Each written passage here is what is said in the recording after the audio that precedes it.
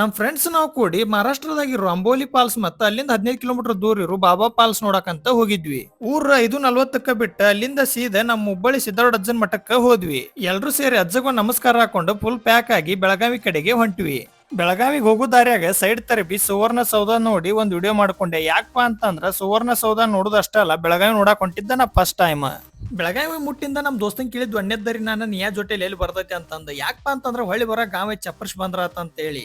ಅದಕ್ಕಿಂತ ಮುಂಚೆ ಹೋಟೆಲ್ಗೆ ನಾಷ್ಟ ಮಾಡಕ್ ಹೋಗಿ ಸಿಂಗಲ್ ಲೈಟ್ ಇಡ್ಲಿ ವಡ ಹೊಡೆದು ಅಂಬೋಲಿ ಫಾಲ್ಸ್ ನೋಡಾಕ ಚೆನ್ನಮ್ಮನ ನಾಡ್ಲಿಂದ ಶಿವಾಜಿ ನಾಡ್ ಕಡೆಗೆ ಹೊಂಟಿವಿ.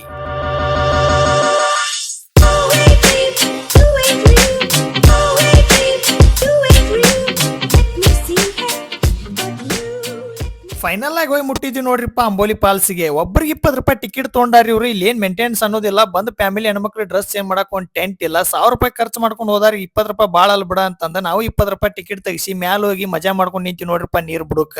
ಅಂಬೋಲಿ ಫಾಲ್ಸ್ ನೋಡೋದಾಗಿಂದ ಅಲ್ಲಿಂದ ಸೀದಾ ಬಾಬಾ ಫಾಲ್ಸ್ ಕಡೆ ಹೊಂಟ್ವಿ. ದಾರ್ಯಾಗ ಅವನವ್ನ ಹಚ್ಚಿ ನಿಂತ ಮಳಿ ಕಟ್ಯಾಗಂತ ಬಿಟ್ಟಿತ್ತು. ಕಟಿನಿ ಇನ್ನವ್ನ ಎಷ್ಟ್ ಕಟಿತಿ ಅಂತಂದ ಜಾಕೆಟ್ ಕಳೆದೋಗ ನಿಂತ್ ಬಿಟ್ಟಿದ್ದೆ ನೋಡ್ರಿ.